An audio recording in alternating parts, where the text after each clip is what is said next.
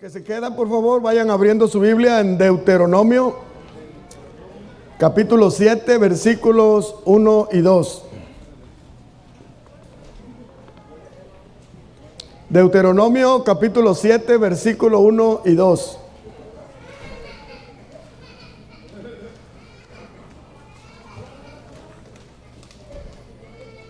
Mientras lo buscan, yo voy a dar un poquito de contexto para recordar en qué estábamos. Estamos llevando una serie que se llama Poseer la Tierra. Es el tema número 5 y hoy toca el tema sacando al Eteo. Quizás muchos no se acuerdan porque dejamos una semana esta serie para hacer un mensaje especial sobre el amor, ¿verdad?, de Dios para nosotros.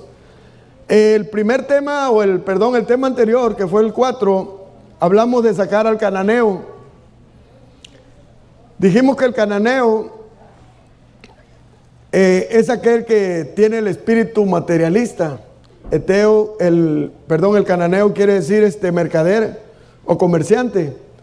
Y hablamos que la iglesia, hermano, tristemente el día de hoy está invadida por gente, empezando por pastores, por predicadores, que miran la iglesia como si fuera un negocio. Y no hablan más que de dinero y predican sobre el dinero y hablan mucho y están muy enfocados en lo material. Cuando la palabra de Dios enseña que el reino de Dios no consiste en bebida ni en comida, o sea, el reino de los cielos no es el enfoque material, sino amor, misericordia, las cosas que vienen de arriba, que vienen de parte de Dios. Entonces, también miramos, ¿verdad?, que cuando hablamos de poseer la tierra, ¿qué es? Poseer el corazón. Dios quiere poseer nuestro corazón, hermano. Dios quiere que nosotros primeramente podamos tener el control en nuestra vida sobre nuestro corazón, porque para poder tener un corazón limpio, un corazón para poder ser usados por Dios, para poder después ir y poseer la tierra externa, que sería el corazón de los que todavía no conocen de Dios. ¿Me está siguiendo? Entonces, miramos que para eso, hermano, fue necesario que Dios nos sacara primero del pecado, de la esclavitud de Egipto, y después nos llevara al desierto. Y dijimos que el desierto es un tipo de prueba donde el Señor nos va probando, nos va cambiando, nos va transformando. Y después dice que cuando nosotros vemos la tierra, vemos que hay gigantes. Cuando nosotros examinamos nuestro corazón, nos damos cuenta, hermano, que hay cosas de nuestro pasado que a veces ahí están todavía y que todavía nos estorban para poder seguir a Dios, para poder adorar a Dios, para poder realmente, hermanos, tener una verdadera relación con Dios y posteriormente, obviamente, tener una buena relación con nuestra familia, tener una buena relación con nuestros hijos, tener una buena relación con nuestros hermanos en la iglesia y con los de afuera. Porque sabe que la Biblia también nos llama que debemos dar testimonio con los de afuera. Bueno, entonces, para eso, miramos, el primer gigante que tenemos que sacar de nuestro corazón es el cananeo, ese espíritu materialista. Que nosotros no seamos dominados por las cosas del mundo, sino que nosotros seamos dominados por la palabra de Dios y que nosotros aprendamos a confiar en Dios cada día. Que Él sabe lo que nosotros necesitamos antes de que nosotros se lo pidamos. ¿Me está siguiendo? Entonces, Pablo decía que mi Dios, pues, poniendo su confianza ¿en quién? En Dios. Él suplirá todo lo que me falte conforme a sus riquezas en gloria en Cristo Jesús, Señor nuestro. Ahora yo pregunto, ¿Jesucristo es su Señor? Amén. Entonces Él también va a suplir sus necesidades. Usted quiere decir entonces, pastor, ¿para qué trabajo? Me quedo en la casa. Acuérdese que no funciona así. La fe es acción. Es creer, confiar en Dios, levantarnos e ir a pelear la buena batalla. Y nosotros en el nombre de Jesús ir a trabajar. Si no tenemos un trabajo, oramos y salimos a buscar un trabajo y creemos entonces que Dios va a suplir. Amén. Ahora vemos el Eteo, que es el otro gigante que está en nuestro corazón. Vamos a ver ahorita qué es el Eteo. Vaya a Deuteronomio 7:1. ¿Está conmigo? Cuando Jehová tu Dios te haya introducido en la tierra en la cual entrarás para tomarla, y haya echado de delante de ti muchas naciones. Primera cosa que quiero que pongan mucha atención, que toda la honra y la gloria siempre debe ser para Dios. Es Dios el que nos va a poner, es el Dios el que nos va a llevar donde nosotros tenemos que ir, es el Dios el que nos va a ayudar a conquistar o a cambiar lo que tenemos que cambiar. Pero nosotros, fíjese, tenemos que confiar en Dios, creerle a Dios, porque luego dice, para tomarla, y cuando haya echado delante de ti muchas naciones, primeramente el Eteo, el Gergeseo, el Amorreo, el Cananeo, el Fereceo, el Heveo y el Jebuseo, 7 naciones mayores y más poderosas que tú. Es bien importante que entendamos esto en el sentido espiritual. En el sentido literal, vamos a hablarlo así, todos estos Cananeo, Fereceo, Heveo, todos que hemos leído y escuchado mucho, eran tribus descendientes de los cananeos. Todos estos eran descendientes de los cananeos. Sabemos que los cananeos fueron fundados por Can, el hijo que maldijo Noé. De ahí salen todas esas tribus, y estas tribus todas eran enemigos de Dios. Todos eran enemigos del pueblo de Dios. Por lo tanto, ellos estaban ocupando un lugar que no les correspondía a ellos, porque ese lugar ya Dios lo había designado para su pueblo escogido. Si ustedes me van siguiendo y les voy llevando, que estos son tipos de espíritus demoníacos, que si nosotros tenemos a Cristo en nuestro corazón, Él los ha echado fuera, pero ellos siempre van a buscar regresar y estar tratando de perturbar nuestra mente, tratando de meternos malos pensamientos. Es una guerra espiritual, hermano, la estamos librando el día de hoy. Es por eso que nosotros aprendamos a estudiar y aprendamos a entender la palabra de Dios. Porque cuántas veces leímos esto y pues hasta nos lo pasamos de largo porque no le entendemos ni le hallamos ningún sentido. Pero cuando lo entendemos espiritualmente, todo tiene sentido. Por eso cuando leímos Deuteronomio, el versículo 2 dice, Jehová tu Dios las haya entregado delante de ti y las hayas derrotado. Porque nosotros debemos de tener la confianza de que Dios ya nos ha dado la victoria. A nosotros solo nos falta creer y caminar en fe. Confiar en Dios y caminar en fe. Fíjese, entonces dice, y las hayas derrotado, las destruirás del todo. No harás con ellas alianza, ni tendrás de ellas misericordia. A veces suena como que Dios es muy duro, y a veces dice, ¿cómo podemos amar a un Dios que te dice que destruyas todas las? Porque uno, cuando oye hablar de estas tribus, pues uno entiende hoy que son personas en aquel tiempo. Pero entiéndase que ahora nosotros son espíritus demoníacos que quieren venir y seguir ocupando un lugar en nuestras vidas. Pero nosotros debemos de entender que este lugar ya ha sido comprado a precio de sangre por nuestro Señor Jesús, y que a Él le pertenece y solo a Él. Entonces nosotros vamos a examinar nuestro corazón, y si nosotros vemos que tenemos un espíritu cananeo ahí en nuestra vida que nos está influenciando, fíjese, no está mal querer tener cosas, eso no es pecado. El pecado de nosotros es afanarnos de más para querer lograr lo que queremos. Y el problema es que muchas veces queremos cosas que realmente no necesitamos, sino que son solamente como un deseo de satisfacer nuestro corazón, ¿verdad? Entonces, nosotros tenemos que confiar que Dios cuida de nosotros, ¿verdad? Y tenemos que decir, si yo tengo ese espíritu materialista y descuido mi familia, descuido mi relación con Dios, me está llevando a un grado de que a veces me siento que me estoy enfermando, a veces me siento que ya no estoy bien físicamente, porque saben que es parte de la estrategia del enemigo.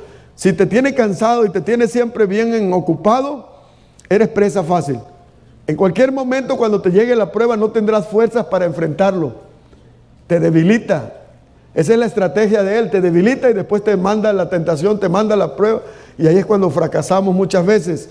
Entonces, Dios te dice, si hay algo de eso en ti, destrúyelo, sácalo completamente de tu vida. no te autoengañes ni digas, no, yo puedo manejar la situación. También, cuando hablamos del eteo, que es el que sigue, para los que anotan, eteo significa en el hebreo, la palabra significa terror, significa el que atemoriza, significa el que desalienta, significa el que asusta o el que mete miedo. ¿Ya le entiende? ¿Ya le va tomando sentido al eteo? Es un espíritu que opera en aquellos que se descuidan, aquellos que no tienen una relación con Dios, aquellos que no tienen comunión con la palabra de Dios. Entonces son presa fácil de este espíritu que viene a veces a querer dominar nuestras vidas. Acuérdense que es ¿qué? Terror. Ahora, si hablamos de miedo, hermano, hay un miedo, un temor que es bueno, que Dios lo pone en nosotros. No sé cuántos, por ejemplo, tienen temor de las serpientes. Yo soy uno de los que le tengo miedo a las serpientes. Y si yo veo una serpiente, yo no soy de los que camino a ver si la puedo agarrar. ¿Qué cree que hago yo? Patitas, ¿para qué te quiero? ¿Cuántos de aquí le tienen miedo, por ejemplo, a lo mejor a los ratones? Mujeres, ¿cuántas de ustedes, si de repente brinca un ratón, ustedes estiran la mano a ver si lo agarran? ¿Verdad que no? Da miedo, da algo así como que, wow, bueno, eso es lo natural en nosotros.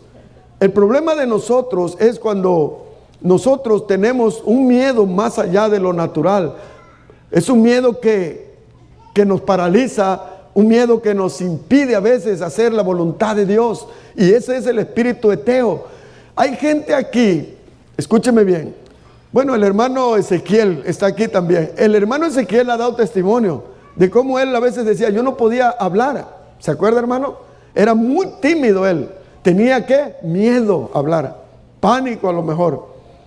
Bueno, tuvo que venir el Señor y sacar ese espíritu eteo de su vida. Y ahora usted no lo para. Cuando se sube aquí a predicar, ya a veces hay que sonarle la campana. Pero esa es la obra del Espíritu Santo, echar fuera el eteo. ¿Cuánta gente, si le digo hoy, pase aquí al frente, que va a decir algo y dice, no, yo no puedo? ¿Sí o no es cierto? Yo no puedo, dicen. Bueno, está algo ahí mal. Y a veces se entiende cuando es nuevo uno, la pena, ¿verdad? Te agobia. La pena no te deja. Pero cuando uno tiene ya al Señor, cuando viene Cristo a nuestras vidas, no somos nosotros, sino que es el Espíritu de Dios en nosotros, el que nos derriba, saca ese eteo y nos dice, tú no puedes en tu nombre, pero en el nombre de Jesús tú puedes hacerlo. Así que es como cuando te dice el Señor, levántate y anda. Entonces, ¿cuántos, por ejemplo, a veces tienen miedo? Tienen miedo, a lo mejor hasta en la vida personal, ¿verdad? A veces uno dice, ya tengo 2 fracasos, a veces dicen fracaso, ¿no? Y a veces son experiencias que pasa la gente. Y a veces causas de la desobediencia, mujer que por ejemplo confió en un hombre. Y ese hombre pues cuando lo veía venía a la iglesia incluso. Y usted lo veía que hasta levantaba las manos. Y veía que en la iglesia hasta parecía un angelito, como que se le veían alas. Pero cuando da el paso usted y se cree y se va y ya vive con él, se da cuenta que era un ángel pero caído. No es cierto, pasa muchas veces. Ay, sí era un ángel, pero era un ángel caído y me engañó. La Biblia dice que hasta aún los escogidos podían ser engañados, ¿sí o no? Y dice, me engañó este condenado. Ahora que llegó a la casa, ya que vive ahí, que se quita el disfraz y veo que era un lobo feroz. Entonces llega el momento en que Dios le abre los ojos. Usted dice, ¿sabes qué? A chupar faros a otro lado, o decir a dar lata a otro lado, yo no quiero nada contigo. Pero ¿qué viene ahora en la vida de esa mujer? Miedo. Pero un miedo grande ¿a qué? A volverse a equivocar. Y si ahora, ¿cómo le hago? Dice, ya no sé qué hacer. Porque aquí parecen todos buenas personas. Y es difícil, hermano, solamente que es cuando nosotros primeramente tenemos que tener una verdadera relación con Dios. Porque a veces mujeres andan buscando un hombre de Dios, pero la mujer no es mujer de Dios. Realmente no tiene una relación con Dios, pero quiere que Dios le revele y le muestre el hombre de sus sueños. No, usted primeramente tiene que estar bien con Dios. Y Dios, fíjese, si usted confía en Él, en alguna forma le va a mostrar que ese hombre no es verdadero. en algún acto que usted enseguida toma en cuenta y dice, no, este hombre no. Si ahorita que es mi novio me dio un empujón, si ahorita que es mi novio me gritó y me dijo que si me parece y si no, que, ay, este hombre no pinta bien. Entonces, esas son las cosas que uno tiene que tener cuidado, de que el miedo no te paralice y te impida seguir confiando primeramente en Dios y después de que Dios va a poner la persona correcta. ¿Me voy explicando hasta ahí? Entonces, entendemos que hay un miedo que es positivo, que Dios te lo puso para protegerse, para protegerte. Pero debemos de tener cuidado porque hay un temor, un miedo que te paraliza y que te va a impedir alcanzar. Ese es el propósito del leteo, meterte ese espíritu de temor para que tú no alcances, ahora sí que el propósito por el cual Dios te ha llamado. ¿Me voy explicando? Entonces,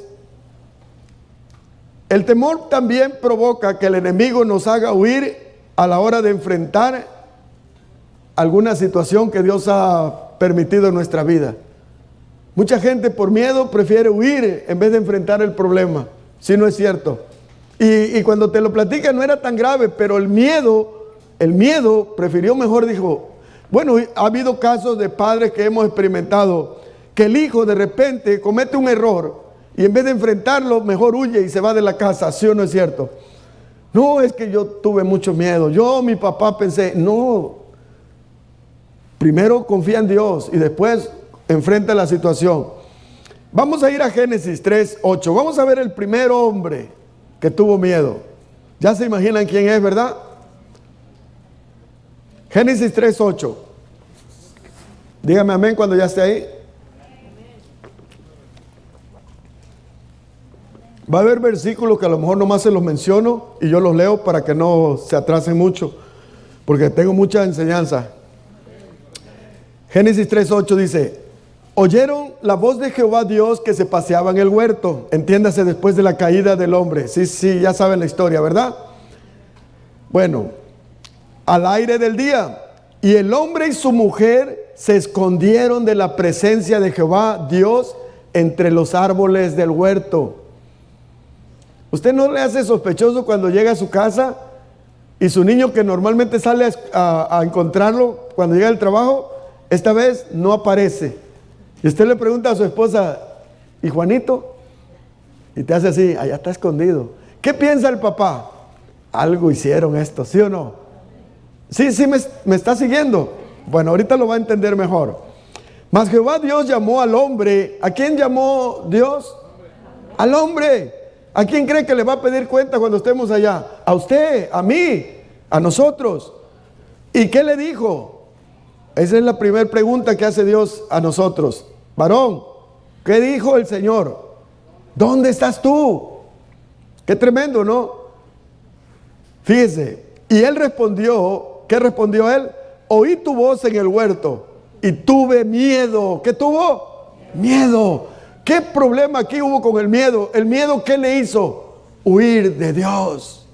No es lo mismo tener temor de Dios. El temor es reverencia o respeto a Dios. Y eso te acerca más a Él. Porque por temor a lo que puedan las consecuencias, tú mejor no haces lo que a veces tu carne te pide hacer. Entonces decide mejor obedecer a Dios por temor a Dios, por respeto, reverencia a Dios. Pero fíjese, este hombre no tuvo temor, tuvo miedo. Tuvo miedo, y lo que hizo cuando él pecó, en vez de enfrentar la situación, huyó y se escondió junto con la mujer. Dios viene y le dice: hombre, ¿dónde estás tú? A veces nosotros nos quejamos y decimos: no, es que mi mujer no hace lo que sea, mi mujer no obedece, mi mujer no está en la... Y yo le pregunto: varón, ¿dónde estás tú? ¿Dónde estás tú? ¿Dónde has estado tú? Porque sabe que nosotros somos los maestros en nuestra casa. Sabe que nosotros somos los que tenemos que mostrarle el ejemplo a nuestra esposa. Sabe que primeramente nosotros nos tenemos que someter a Dios, para que cuando ellas ven que somos hombres de Dios, hombres de oración, hombres que confiamos plenamente en Dios, ellas van entonces a someterse también voluntariamente a nosotros. Y nos van a respetar también a nosotros. ¿Dicen amén, hermanos? Bueno, entonces, vamos a ver una historia que está en 1 de Samuel 17, 8. Está bien interesante esta historia y aquí el Señor también nos va a hablar. Habla de la historia de David y Goliat. ¿Cuántas veces la escuchamos desde que eran niños algunos, verdad? Yo ya llegué grande al Evangelio. Pero ¿cuántas veces se la hemos visto en películas? La hemos visto en muchas formas. Pero vamos a ver algunos principios que el Señor nos va a enseñar hoy. ¿Tenemos un corazón humilde para seguir aprendiendo? ¿O creemos que ya lo sabemos todo? ¿Verdad que no? Fíjese, 1 de Samuel 17, 8. ¿Está ahí? Ustedes saben la historia, ¿verdad? Cómo había un grupo de hombres rebeldes llamados filisteos, que esos hombres era como decir ahora los árabes, que siempre están en contra del pueblo de Israel y andan siempre peleando que la Palestina, que la Franja de Gaza y que esto nos pertenece a nosotros, y ha habido siempre esos conflictos que hay en Israel. Bueno, estos filisteos eran también enemigos del Señor y querían también sacarlos de su territorio y que adueñarse de todo. Y fíjense cómo entre ellos había un hombre que se acuerdan que se llamaba Goliat. Y ese hombre era, dicen que medía como 9 pies de estatura. ¿Se lo imaginan? Aquí apenas casi andaba pegándose en el techo. Eran un gigante, un hombre grandísimo. Pero fíjense lo que dice la palabra. Vamos, 1 Samuel 17, 8. Dice, y se paró y dio voces a los escuadrones de Israel diciéndoles, acuérdense, el que se paró, se levantó, fue Goliat. ¿Para qué os habéis puesto en orden de batalla? Siempre el enemigo va a buscar intimidarte, acuérdate, estos filisteos también son un tipo de demonios, de espíritus malignos, pero aquí eran literalmente, un grupo de guerreros de esos malos, que odiaban a Israel. Fíjese lo que les dice, ¿para qué os habéis puesto en orden de batalla? ¿Se ha oído de los que íbamos a la escuela cuando se nos ponía un grandulón y te decía, ¿para qué te pones? ¿Tú para qué me sirves? Sí te hacen como que te veían así como muy tonto quizás y que te podían pegar y ni las manos metías. Pero uno no se dejaba, ¿verdad? Uno también decía, pues a ver, pégame y vas a ver si no también te pego, ¿no? O sea, fíjese cómo es una guerra de argumentos. ¿Se está dando cuenta? Sígame. ¿Para qué os habéis puesto en orden de batalla? ¿No soy yo el filisteo y vosotros los siervos de Saúl? Dice, escoger de entre vosotros, ahí manda el argumento, el reto. Escoger de entre vosotros un hombre que venga contra mí. Hombre, esto me lo imagino cuando salíamos de la escuela. ¿Se acuerda que se juntaban los de un grupo y otro y a ver quién es el que va a pelear conmigo, ¿no? Y el que se creía muy bueno de los demás. Seguimos el 9. Si él pudiera pelear conmigo y me venciere, vosotros seremos vuestros siervos.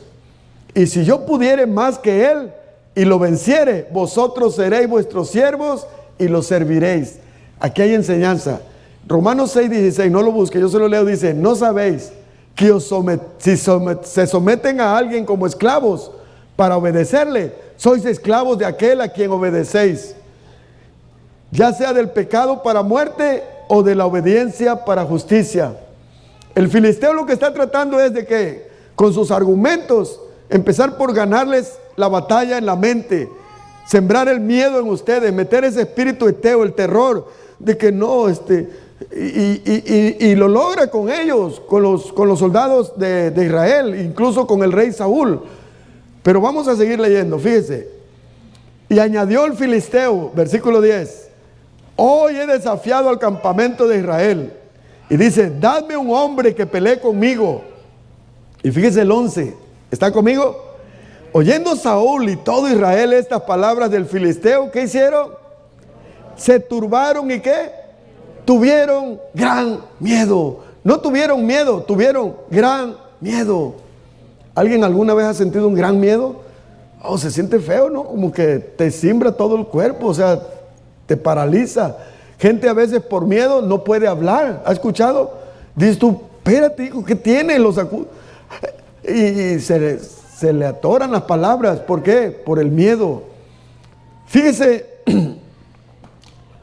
el apóstol Pablo en 2 Corintios 10:4, apúntelo, dice, las armas de nuestra milicia, entiéndase ahora nosotros, las armas de nosotros los cristianos, no son carnales, sino poderosas en Dios para la destrucción de fortalezas.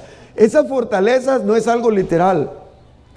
Y no es como fortaleza de, dicen algunos, de espíritu, de homosexualidad. No, no. Es una guerra de argumentos. Alguien te dice, no, la mujer es libre y puede hacer lo que quiera. Porque por eso dice Dios que nos hizo libres. Espérate. Sí, pero no. También le dice la palabra de Dios en Efesios, mujeres estén sujetas a su marido. ¿Sí o no? Ahí está la guerra, ¿qué? De argumentos. Y uno sacando para su conveniencia, pero otro con la palabra, poniendo todo en su lugar.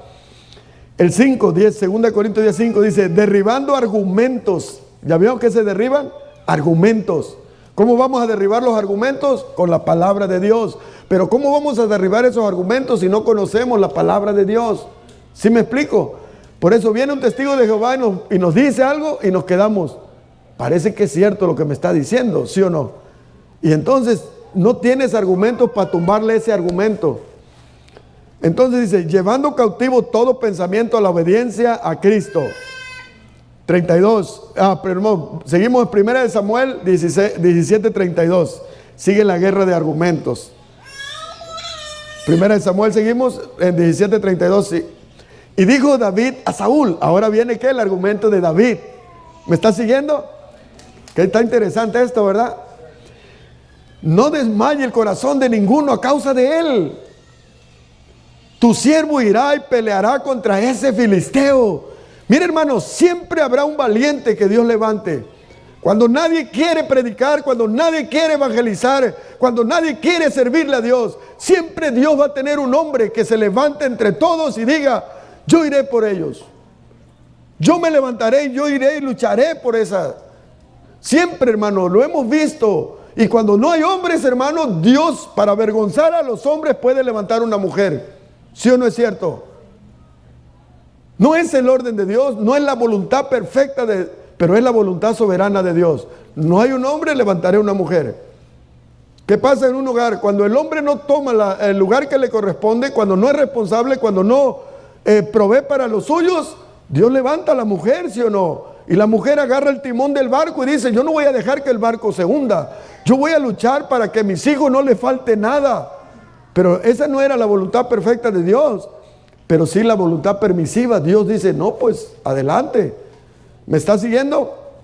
Mire, entonces dijo Saúl, ahora viene Saúl, fíjese, el líder, el rey, que debería ser el ejemplo, ¿sí o no, hermanos? No podrás tú ir contra aquel filisteo. ¿Te imaginas?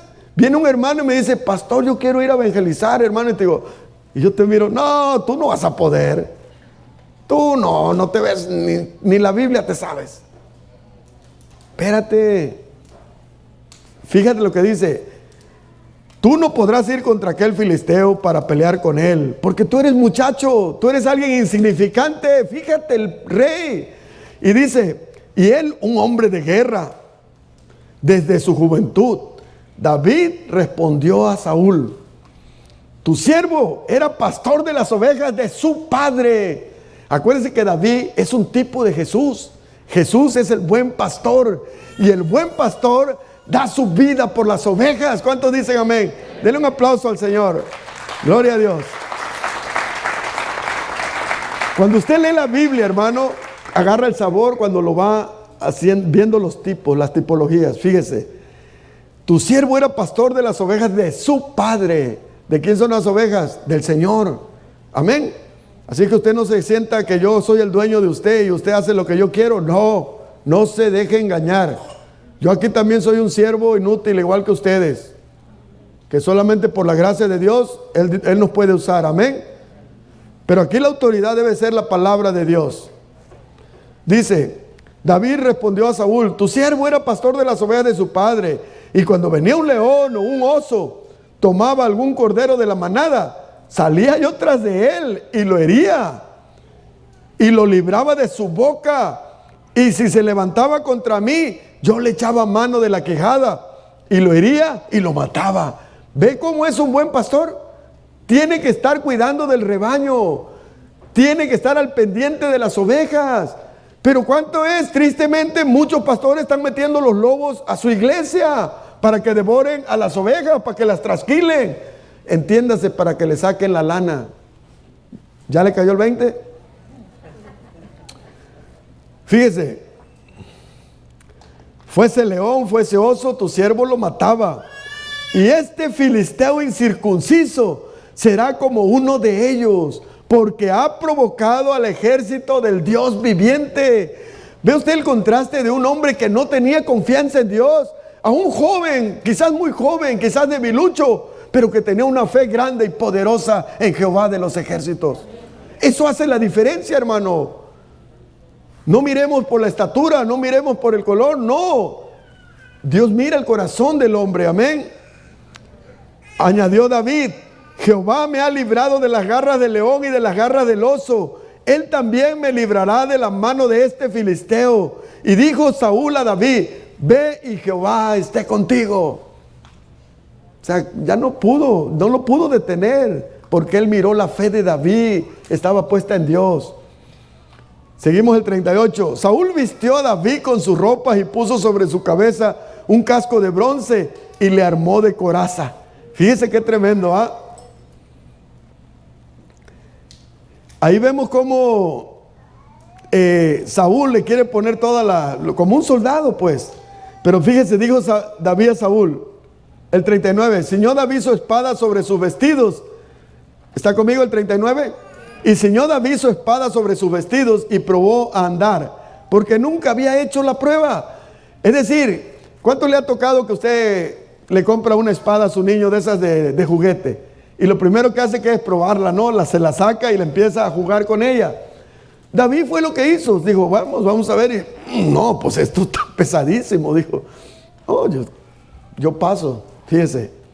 Dice él, yo no puedo andar. Y dijo David a Saúl, yo no puedo andar con esto, porque nunca lo practiqué. Y David echó de sí aquellas cosas. Es decir, David nunca había dependido de las cosas terrenales. David nunca había dependido de las cosas que el hombre le pudiera ofrecer. ¿Me está siguiendo? David siempre había dependido de Dios. Y Dios es el que daba la fuerza para vencer al oso, al león. ¿Me está siguiendo? Wow, eso está interesante. Estoy más emocionado yo que usted. El 17:40. Y tomó su cayado en su mano. Acuérdese, el cayado era como un bastón, algo de madera donde se apoyaba, pero también porque caminaba entre rocas y tenía que andar atrás de las ovejas. Y cuando se le perdió una oveja, con ese lo jalaba para hacia él. Y esto tipifica cómo es Dios con nosotros. Usted está cansado, usted se siente desanimado. Ahí está usted, Dios, para que usted descanse en Él, para que Él sea el soporte suyo. Fíjese qué interesante está esto. Y luego dice, y escogió 5 piedras lisas del arroyo. Aquí le voy a enseñar algo también que Dios me ha enseñado a mí. Fíjese, el número 5 en la Biblia tipifica la gracia de Dios. Eso simboliza la gracia de Dios. El número 5 y las piedras tipifica la iglesia. Nosotros, dijo Pedro, que somos piedras vivas por la cual edifican la iglesia. ¿Está siguiéndome? Usted y yo somos piedras vivas, ¿sí o no? En los cuales el Señor ha edificado la iglesia. Fíjese. Y son lisas del arroyo. Cuando usted ha ido al río, ¿quién de aquí ha ido a un río? Todos. Bueno, ha agarrado piedras que incluso las agarra para jugar, que están bien lisitas. Bueno, esas piedras están así por el tiempo que han estado sumergidas en el agua. Porque el agua lo que hace, va quitando las asperezas. El agua, que aquí era el arroyo, tipifica la palabra de Dios en nuestras vidas. Somos las piedras que llegamos bien ásperas, bien así rasposas. No nos podía sentar alguien junto a nosotros porque lo lastimábamos. Ni le poníamos cara de fuchi y de pocos amigos. Pero como Dios va permitiendo que unos con otros nos vayamos limando asperezas. Y es la palabra de Dios la que nos va limpiando cada día hasta quitar esas asperezas y podamos ser útiles, podamos ser ya limpios, entiéndase, lisos, como dice aquí las piedras, ¿verdad? Luego dice que esas piedras las puso en el saco pastoral, en el zurrón que traía. Este zurrón es un costal, es como que usaban un costal aquí donde metían cosas. Y este saco pastoral o el zurrón tipifica a la iglesia. Cuando Dios nos salva, nos trae a la iglesia. ¿Sí o no es cierto? Ahora nosotros ya estamos en la iglesia, fíjese. Y luego dice que tomó su onda. Esto no era una moto, no vaya a pensar que tenía una moto Honda y que jaleó. No. Relájese. Era un arma, tampoco era un Honda Accord, no era nada de eso. Entiéndase, ¿cuántos saben que es una onda? Es un arma que usaban para tirarle a los animales, para ahuyentarlos. Eran dos, una badana le llaman, otros ¿cómo la conocen? Bueno, un tirapiedra, algo así. Ponías la piedra y de ahí le dabas vuelta y la soltabas una punta. Entonces la piedra salía disparada. Fíjese qué interesante está esto. Tomó su onda en su mano y se fue hacia el filisteo. Y el filisteo venía andando y acercándose a David y su escudero delante de él. Ahorita vamos a entender lo que tipifica la onda. Cuando el filisteo miró y vio a David, le tuvo en poco. Ve cómo el enemigo nos tiene en poco. Y está bien, no vamos a argumentar ni vamos a pelear con el diablo, porque nosotros sabemos en quién hemos creído. Nosotros sabemos que sí es cierto, en nosotros mismos no somos nadie, pero en Cristo somos más que vencedores. ¿Cuántos dicen amén? Denle un aplauso al Rey. Aleluya. Versículo 42. Cuando el filisteo miró y vio a David, le tuvo en poco porque era muchacho rubio y de hermoso parecer. ¿Ha visto cuando alguien llega a la construcción y usted ve un güerito, un gabacho, nosotros le decimos? Y usted desde que lo ve dice, no, este morro no le doy 2 horas para que se vaya. Usted lo ve güerito y muy bonito y muy frágil, su manita como de secretaria, dice usted, y usted menosprecia a ese joven. Y a veces nos llevamos un chasco, porque usted ve el hombre ese moreno, bien tatuado y todo acá, y dice, no, este se ve que sí está pesado. Y a las 2, 3 horas ese hombre ya está vomitando, y ya cuando a la hora del lonche ya no regresa. O sea, nos podemos llevar sorpresas. Amén. Así que no menospreciemos a nadie por su parecer. ¿Me está siguiendo? ¿Qué hizo este filisteo? Menospreció a David. Está interesante esto, ¿verdad? Fíjese. El 43. Y dijo el filisteo a David, ¿soy yo perro para que vengas a mí con palos? Y maldijo a David por sus dioses. Qué gran problema se metió a este filisteo. ¿Se acuerda que dijo el Señor a Abraham? Maldiciré al que te maldiga, pero bendeciré al que te bendiga. O sea, este cometió un grave error. Igual nosotros tenemos que tener cuidado. Nosotros no podemos maldecir a nadie. Amén. Alguien que ha sido bendecido por el Señor. Entonces dice, dijo luego el filisteo a David, ven a mí, fíjate la guerra de argumentos, ven a mí, daré tu carne a las aves del cielo y a las bestias del campo. Él que está tratando de meterle, ¿qué? Miedo a David. ¿Se acuerdan cuando andaban en el mundial? Entiéndase, en la actividad en el mundo, usted decía, no, ¿cómo dice? Me ganará la pelea, pero el valor nunca, ¿no? El punto aquí era cuando uno pelea siempre quieres ganarle primero el brinco de meterle miedo para que aquel se acobarde y tú le ganas. Entonces quería hacer eso con David. Entonces dijo David al filisteo, tú vienes a mí con espada y con lanza y jabalina, es decir, con todas las cosas que te ofrece este mundo terrenal. Mas yo vengo a ti en el nombre de Jehová de los ejércitos, el Dios de los escuadrones de Israel, a quien tú has provocado. En otras palabras, ¿sabes qué, Goliat? Te estás metiendo en un grave problema. Ya te metiste. Te metiste con el Dios de Israel, y eso fue lo peor que pudiste haber hecho. Lo has provocado a ira. Zacarías 4:6 dice, entonces me dijo el Señor, dile a Zorobabel, no es por el poder ni por la fuerza, sino por mi espíritu, dice el Señor de los ejércitos celestiales. De ahí viene ese corito, ¿se acuerda? No es con espada ni con ejército, sino ¿cómo? Con su Santo Espíritu. Y Jehová, dice el 46, Jehová te entregará hoy en mi mano. Está argumentando ¿quién? David. Jehová te entregará hoy en mi mano y yo te venceré y te cortaré la cabeza y daré hoy los cuerpos de los filisteos a las aves del cielo y a las bestias de la tierra. Y toda la tierra sabrá que hay Dios en Israel. Eso es lo que Dios quiere, que nosotros lleguemos a tener esa fe así de grande. Que alguien te diga, tú no vas a cambiar, tú ya no tienes remedio. Eso es lo que dices tú. Yo te contesto también con otro argumento. Eso es lo que dices tú, pero eso no es lo que dice Dios. Dios dice que para el que cree, todo le es posible. Y yo he creído, yo sé en quién he creído. Y yo sé que mi Dios me ayudará. Y yo sé que Él me va a sacar adelante. Y yo sé que Él me va a dar la victoria en el nombre de Jesús. ¿Ven la guerra de argumentos? Así es como nosotros tenemos que andar siempre, bien afilados. Fíjese lo que dice David. Y aconteció que cuando el filisteo se levantó y echó a andar para ir al encuentro de David, ¿está siguiéndome el 48? David se dio prisa y corrió a la línea de batalla contra el filisteo. ¡Qué tremendo! Fíjese la actitud, no se acobardó. Él sabía perfectamente en quién confiaba. Y él no dijo... No la pensó, él se dio prisa a ir enfrente. O sea, no te tengo miedo, y a la hora que quieras, de una vez. Santiago 1:5 dice, si alguno de vosotros tiene falta de sabiduría, pídala a Dios. ¿Ves que no dice si tienes falta de una camioneta, o si tienes falta de una casa, o si tienes falta de dinero? Pídale sabiduría a Dios. Lo que nosotros necesitamos, mis hermanos, es sabiduría para enfrentar las situaciones. Incluso es sabiduría para ver si necesitamos comprar un carro. ¿Qué carro comprar? ¿Sí, no es cierto? Tú podrás querer un carro de $20,000, pero si tienes 5,000, ¿cuál es lo lógico? Pues que compres uno de 5, ¿sí o no?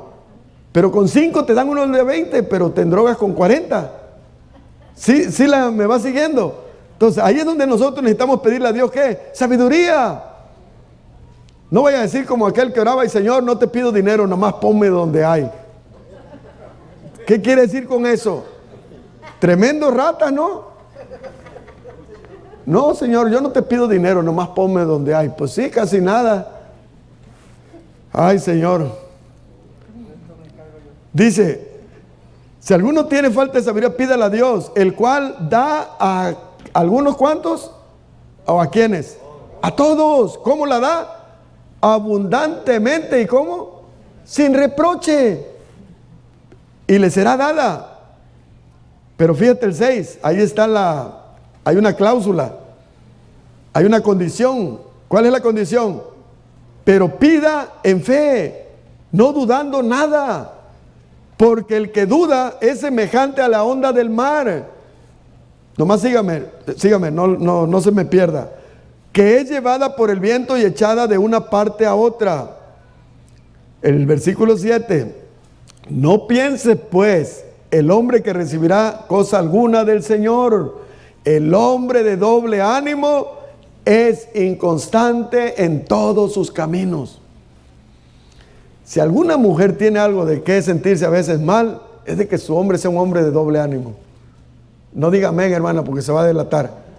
No diga, por favor, pero es cierto eso. Usted no quiere un hombre que le diga, mañana sin falta te pones guapa, que a las 7 estamos aquí y vamos a ir al mejor restaurante. Usted se empieza a cambiar, ya está pensando qué vestido, ya el sábado, si era el viernes, el jueves no duerme buscando y cómo voy a vestir. Cuando el viernes le llama en la mañana, que siempre no. ¿Sabe qué? Se cancela la cita. Pero mi amor, negocios es que me salió un negocio y tengo que atenderlo. El hombre de doble ánimo es inconstante en todos sus caminos. Que tu sí sea sí, que tu no sea no. Pero no digas sí y al rato digas no, ni tampoco digas no y al rato digas siempre sí. O sea, es inconstante. Tú no digas sí, hoy creo en Dios y mañana no estoy seguro de que Dios sea real. O sea, o crees de todo corazón, o como dijo el Señor Jesús, o eres frío o eres caliente, porque a los tibios los vomitaré de mi boca. Qué feo, ¿no? Seguimos en 1 Samuel 17:49. Ahí viene lo bueno. ¿Está conmigo? 1 Samuel 17:49. Ahí tiene que estar, porque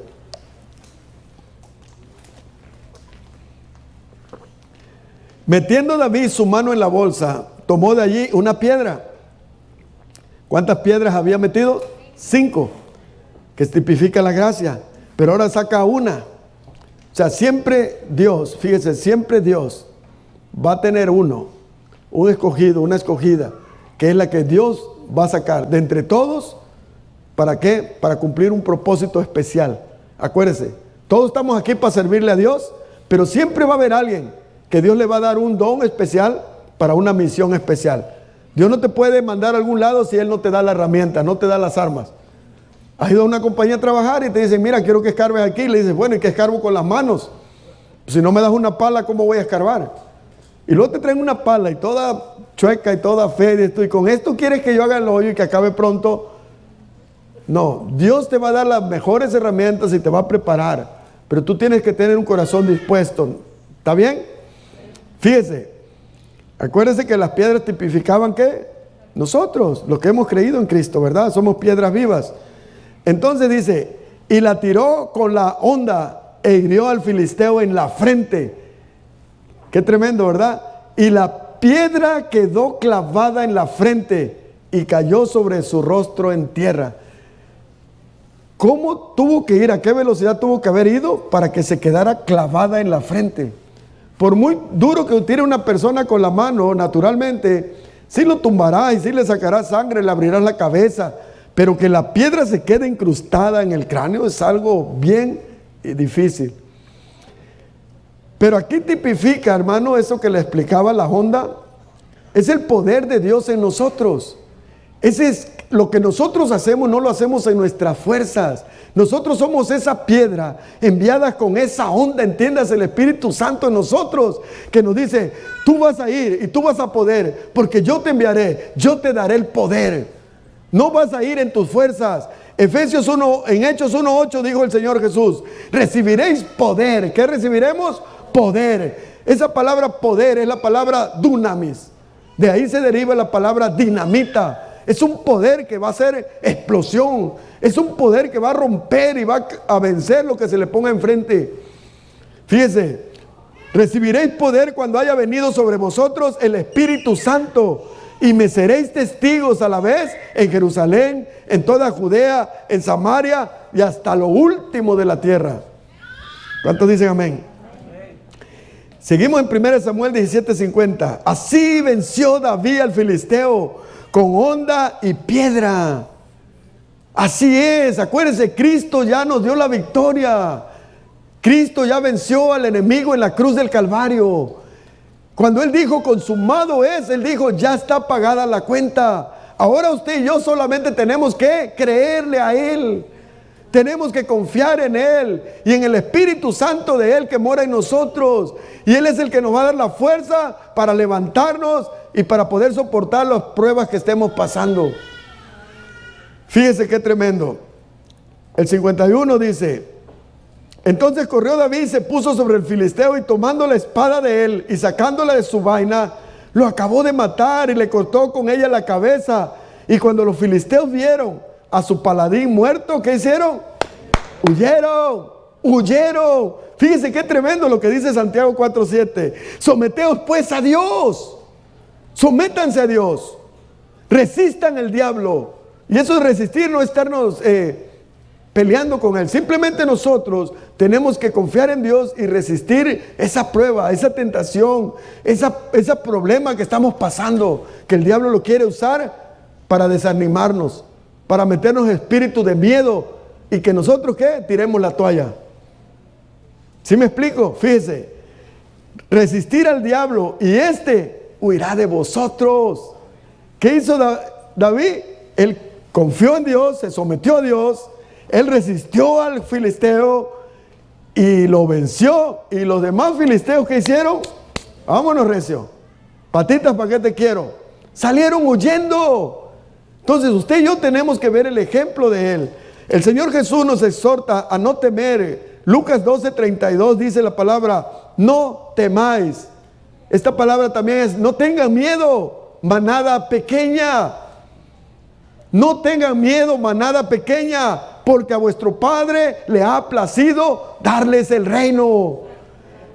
Al Señor le ha placido darles vida eterna. Al Señor le ha placido darle una vida llena de abundancia, de paz, de amor.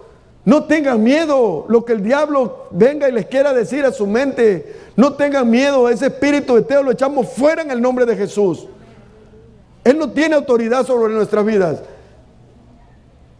Hemos visto en estos tiempos gente que te empieza a doler la cabeza y siempre nos dolía antes la cabeza, pero ahora ya viene el espíritu eteo ese y nos dice, es el coronavirus, te vas a morir, ya te quedan pocos días. Y esta mujer o este hombre empieza, ay, ya no puedo respirar, ay, haciendo, no tienes nada, no tienes nada, simplemente que se te ha metido el espíritu eteo, el temor, porque el diablo lo que quiere es matarnos antes de que nos llegue la hora.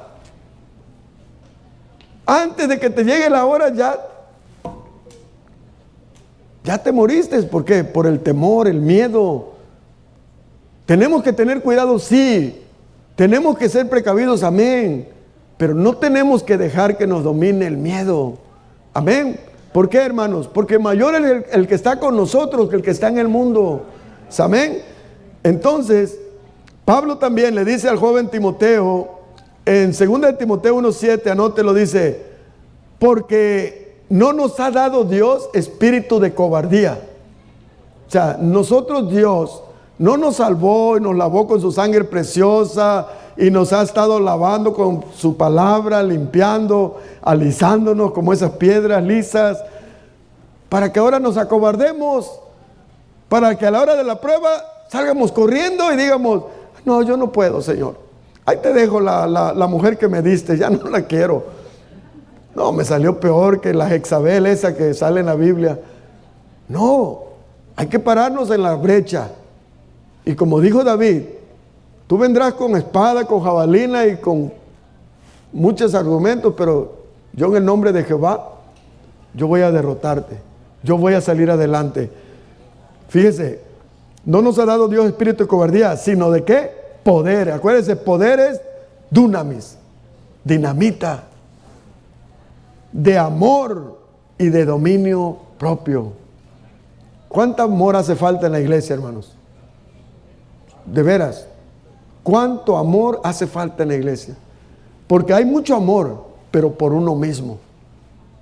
Aunque no diga amén. Hay mucho amor en la iglesia, pero por uno mismo. Porque nos han mal enseñado y nos han dicho, ay, que ahí dice la Biblia, primero ámate a ti mismo para que puedas amar a los demás. No se refiere a eso, hermano, ese versículo. Dios da por hecho que nosotros nos amamos. ¿Quién jamás dice aborreció su propio cuerpo? ¿Quién se cortará un dedo nomás por gusto? ¿Quién se agarrará un martillo? Le voy a pegar a mi dedo con un martillo. ¿Usted lo haría? Estaría loco. Porque se ama, se cuida, ¿sí o no? Dios da por hecho que nosotros nos amamos. No tiene que hacer un énfasis en sobreamarnos y que estemos afanados en nosotros mismos nada más, sino que amamos, así como ya sabe que nos amamos, nosotros amemos a los demás. Usted no se pegaría un martillazo, pues tampoco sería de darle un martillazo a su hermano. Usted no se ofendería a usted mismo y se diría, pues a lo mejor sí, pero no debe de hacerlo. Algunas dicen, soy una bruta, soy una tonta, y se empiezan a dar duro con el garrote, pero no tenemos que hacer eso, no tenemos que ofendernos, no tenemos que hacernos daño, pero tampoco debemos de ofender a nuestro hermano, ni tampoco debemos de hacerle daño a nuestro hermano. Tenemos que amarlo como Cristo nos amó a nosotros.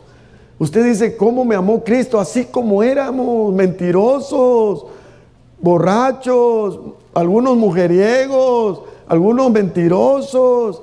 ¿Habrá alguno de esos aquí? A lo mejor de repente puede ser.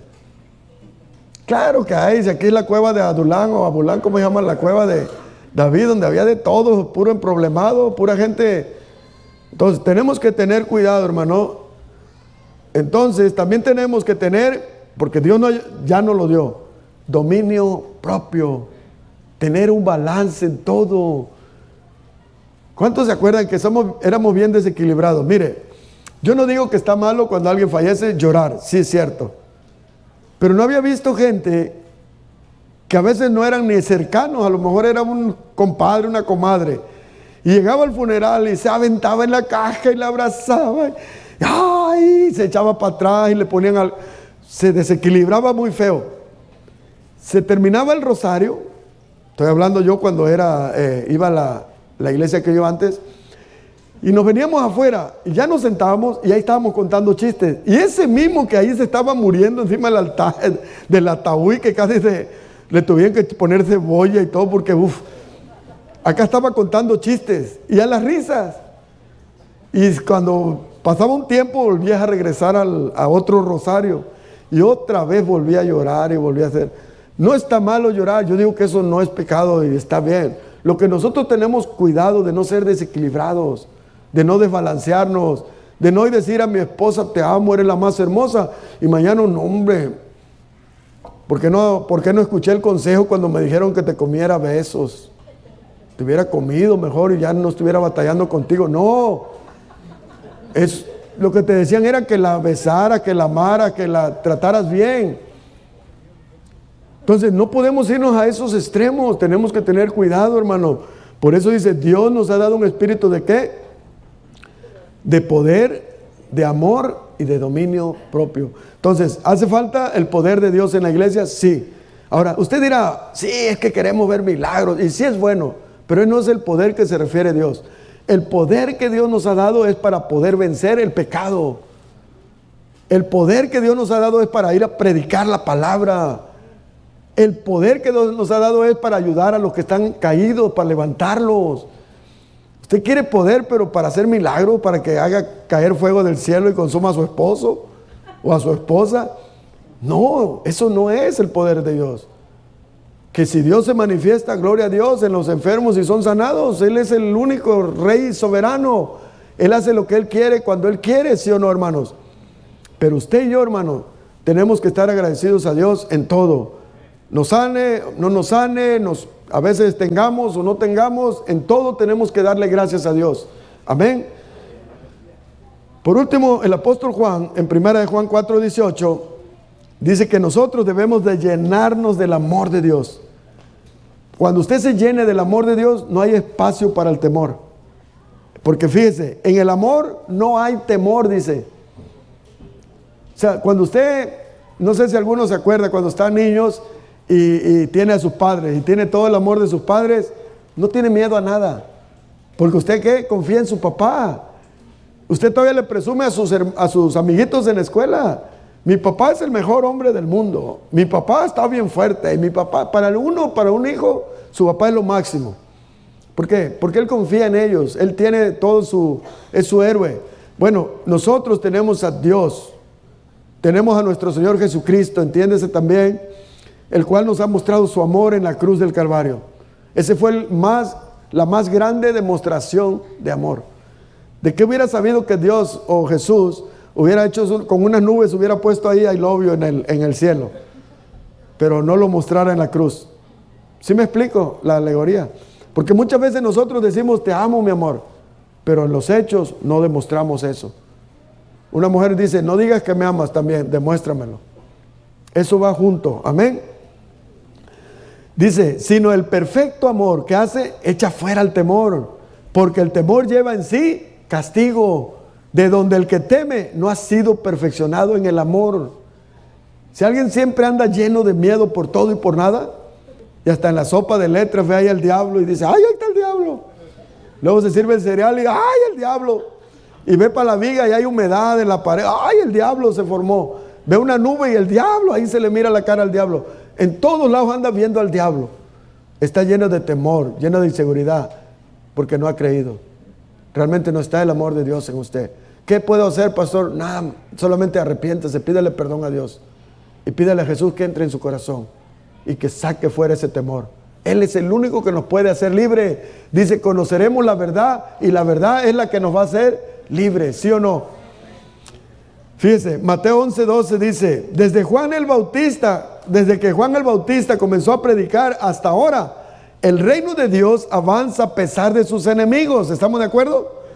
Solo la gente valiente y decidida logra formar parte de él. ¿Se lo repito? Desde que Juan el Bautista comenzó a predicar hasta ahora, yo lo estoy leyendo en Nueva Traducción Viviente. Hasta ahora, el reino de Dios avanza a pesar de sus enemigos. ¿Es cierto o no es cierto? Ok. Solo la gente valiente y decidida logra formar parte de él. Si no me cree, mire lo que dice el Señor Jesús en Apocalipsis 21:8. Pero los cobardes e incrédulos, los abominables y homicidas, los fornicarios y hechiceros, los idólatras y todos los mentirosos tendrán su parte en el lago que arde con fuego y azufre, que es la muerte segunda. ¿Ve el contraste? Los valientes, los que se levantan en el nombre del Señor y pelean la buena batalla de la fe, y a pesar de las circunstancias no se rinden, esos serán los que formen parte del reino de Dios. Pero los cobardes y los incrédulos serán echados al lago de fuego y azufre, que es la muerte segunda. Acuérdese, muerte no es aniquilación. La palabra muerte significa separación. Cuando una mujer dice, se murió mi matrimonio, ¿qué dice? ¿Se murió su esposo? No, se terminó supuestamente el amor, se separaron. ¿Sí me entiende? Cuando habla aquí, cuando uno muere físicamente, el cuerpo se separa de lo que somos, el alma y nuestro espíritu. El cuerpo vuelve al polvo de donde fue tomado, nuestra alma y nuestro espíritu vuelven a Dios, hasta esperando el día de la resurrección, donde nuestro cuerpo será transformado, será levantado, pero en un cuerpo incorruptible, sin relación ya al pecado. Entonces volveremos a reinar con Jesús por 1000 años y después estaremos la eternidad con Él en la Nueva Jerusalén. Denle un aplauso al Señor.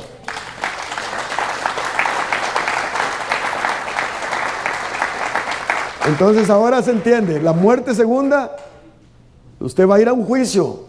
Capítulo 21 lo puede ver después de Apocalipsis. Se levantarán grandes y pequeños, ¿sí o no? De todas las ciudades. Ok, y estaremos delante, estarán.